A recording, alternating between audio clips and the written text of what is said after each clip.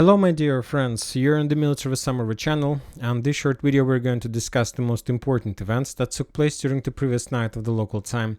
We have a lot of very interesting updates, lots of political events, more precisely we have a lot of talks and lots of rumors, lots of discussions, lots of negotiations between, let's say, somewhere on the background between Russia, Ukraine and the Western countries, including the United States of America.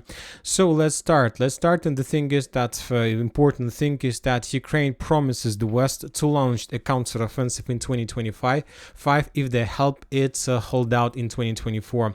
So the Ukrainians promised to resume the offensive if the West helped them. It was the words of Zelensky, and probably he has some plans about this, but from the other side we understand that Zelensky's main goal is to, let's say, wait until the end of the present elections in the United States of America, and maybe then he will find the solution, he will find the common things with the Republicans and something like this. But from the other side, for example, the Russians also today published the, let's say, the report. Also, they sent this message to the Western countries saying that the result of the previous Ukraine counteroffensive was, let's say, was very, very bad. And according to information we have, the Ukraine army was the deaths and serious injuries of more than 166,000 military personnel of the armed forces of Ukraine, the loss of 789 tanks and 132 aircrafts. So that information was provided us from a source of the Ministry of Defense of Russian Federation. So very difficult to understand that Zelensky from the other side continue forcing the Western countries in the European Union. Maybe if the Western countries can't accept Ukraine in NATO, maybe European countries can accept Ukraine in the European Union. So this is the, let's say, he's another road of developing of the situation. June is the time when it will actually be right to start negotiations on Ukraine accession to European Union. So those were the words of Zelensky. Obviously, probably the European Union is not ready to accept Ukraine, at least for now, but maybe if Ukraine conducts successful counteroffensive in 2025, which is very unlikely, maybe then they can start these negotiations, and even though very unlikely the Ukrainians are planning, the European Union planning to do this. Furthermore, we know that recently, just yesterday, the Ukrainians adopted the new mobilization law, and according to just a very short and very, let's say, specific statistic, we received some first details that the new mobilization will basically erase a whole generation of Ukrainians from life, because there are very few young men in the country. It was reported by the New York Times, and this is most of them will be somebody who have already left Ukraine, very likely will not return to Ukraine ever, and those who mobilized obviously will not be able to return back, or the way they will return, probably they will not be able to do anything in Ukraine, or at least to rebuild Ukraine as the Ukrainians are supposed to. And furthermore, we have more reports about the Russians missile strikes that took place during the previous few days. For example, let's say the Wall Street Journal reported that by attacks on Ukraine's energy sector, including the thermal power plants, Russia is laying the foundation for a new offensive. And you know that there are lots of things that we can agree on. For example, if you remember, before the beginning of the, let's say, Bakhmut offensive operation that was conducted by Wagner forces, the Russians were bombing and attacking the energy facilities and energy infrastructure starting from October till the end late of November, when the Russians started that operation. So right now everything is almost like the same. So the Russians are destroying the energy facilities, and very likely after some phase of this operation, the Russians will launch an offensive. Furthermore, the Russians start using new type of missiles when attacking Ukraine. So the sources reported that the Russian Federation used the latest Ha-69 to attack the, let's say, the power plants, and this missile is much worse than Kinzhal. So that was reported by defense experts. The missile launch range was about 400 kilometers. The main feature is the possibility of ultra-low flights on an altitude of 20 meters. So basically, this type of missiles is invisible for most of the types of air defense. So we see that Ukrainians try to win the war just with mobilization, and when talking about the Russians, we see that they try to improve their weapon improve their missiles, tanks. They start using like robots, they start using artificial intelligence, they're sending satellites, they're doing everything to reduce losses and to win this war without casualties, first of all among civilians in the Russian army, and very likely at some point of the special military operation, when the Russians realize that Ukrainians are not going to surrender, to be more precisely the Ukrainian authorities are not going to surrender, maybe the Russians will make a very decisive decisions about the destiny of the representatives of Ukrainian authorities. Now let's move to the situation on the ground. We have more updates from the borderlands. The Russians, for example, during the previous few days managed to discover another concentration of Ukrainian forces in Sumy, and as a result of a strike, that base, that area was damaged and destroyed, very likely with some operators of FPV drones, because the author of this video claimed that that was the base of operators of FPV drones. Furthermore, we got a report that in Sumy, as a result of strike by gliding aerial bombs, a local thermal power plant was critically damaged. So that report we received also from the Ukrainian authorities. Furthermore, we have more details and more updates about the attack on the Kharkiv power plant. As you can see, that was the first power plant that was destroyed since the beginning of the Russians of this, let's say, spring, let's say, missile campaign of the armed forces of Russian Federation. So there are no more power plant in Kharkiv, but there are still energy. But very likely the Russians are trying to find the roads the Ukrainians used to support Kharkiv, and probably the next attack, the next strike can be the last strike, and then Kharkiv will be completely black out.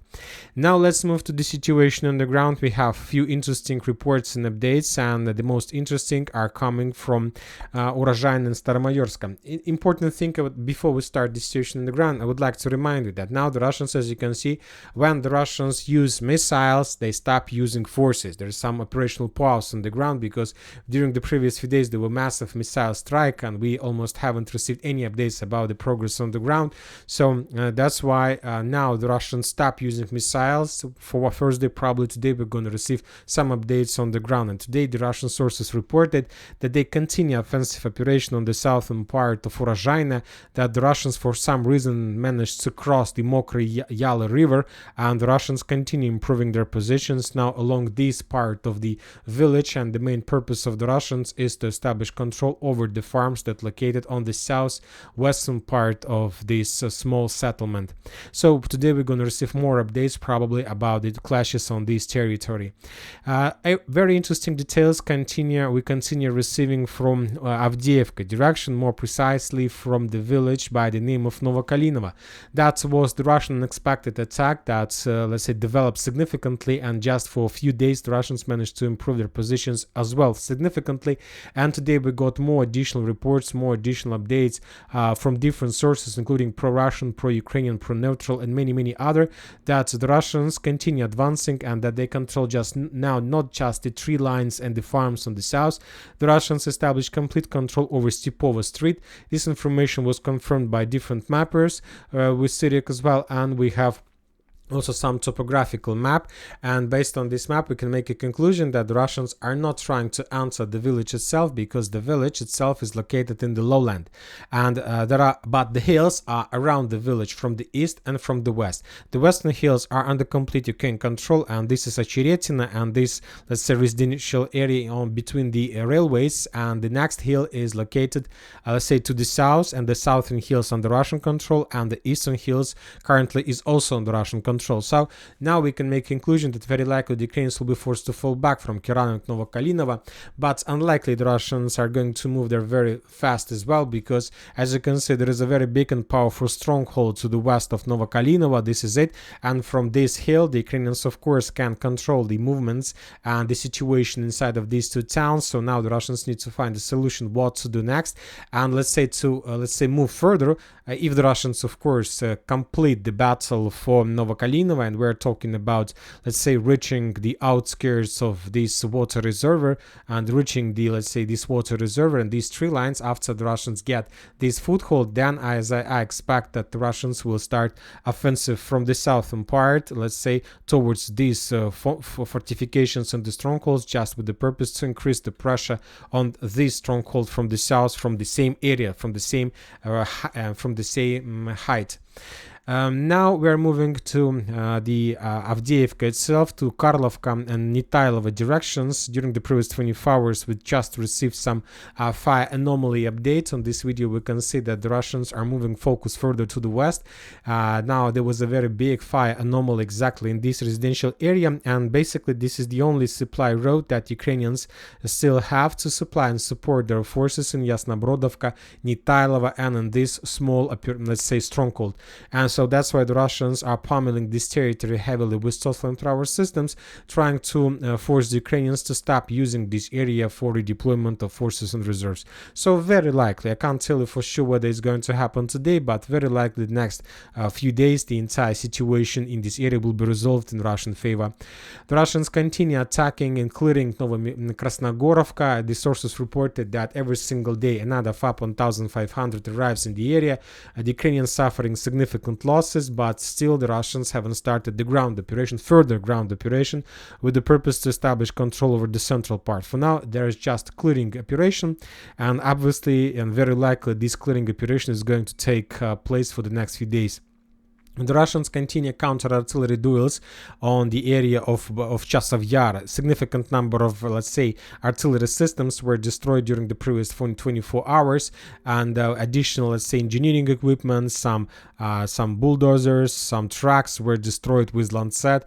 The let's say, armored vehicles that Ukrainians were using, let's say, to building fortifications. On this video, for example, we can see how the Russians managed to destroy some kind of communication equipment, radars, some kind of, I don't know, let's say cameras, maybe some radars, some different equipment that Ukrainians were using to support their defense in the eastern and the Chasiv Yar itself. The Russians now completely focused to destroy the Ukrainian eyes and the Ukrainian ears, to make them a little bit blind and deaf.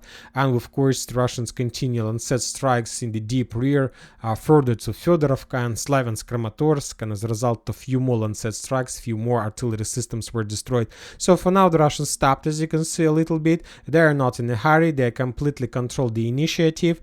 Let's say during the next few days they will continue destroying and reducing the Ukrainian artillery forces, and after they will be, let's say, 400% more or less sure that the roads, offensive roads, are secured, they will start an offensive operation with the purpose to, let's say, completely establish control over Bogdanovka, Chasiv Yar itself, and other, let's say, towns and cities in the area. So important thing I would like to discuss with you also is the reports that are coming from Russia, from Moscow. For example, Putin, yesterday he had a meeting with the president of Republic of Belarus, Lukashenko. He arrived there. Probably they were discussing the situation, the further plans in Ukraine, the holidays in April, the Easter, and of course the Victory Day, because this is a very important holidays for the region. So usually these two leaders together celebrate this holiday. And during that meeting, Vladimir Putin said that Russia was forced to respond to Ukrainian series of attacks on the energy sector. Our country, Russia, did not carry out such attacks in winter for humanitarian reasons, so as not to leave hospitals and schools without electricity. Furthermore, we have additional reports from the United Nations organization, from the Russian representatives there. The strikes of the Russian armed forces on the fuel and energy complexes of Ukraine were a response to Kyiv's attempts to cause damage to Russian gas industry facilities. Very soon, the only topic for any international meetings on Ukraine will be unconditional surrender of the Kyiv regime. I advise you all to prepare for this. So the Russians start talking about Ukrainian capitulation. We'll see. Very interesting. Obviously, this when talking about this configuration of the situation, the Ukrainians are not going to surrender for now.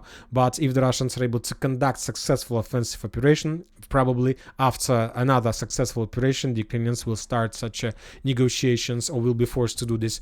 From the other side, we got also important statement from the president of Belarus. Lukashenko added that he does not see the need to create a sanitary buffer zone in the Belarusian region's bordering. So he was talking about this part of Ukraine.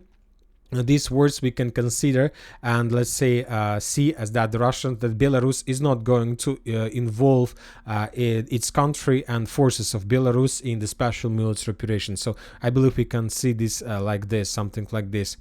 And that's it for the short video. Military Summary channel reminds you, we condemn any violence in the world. Thank you for watching. Subscribe to my channel, put your likes, join my Patreon, and have a good day. Bye bye.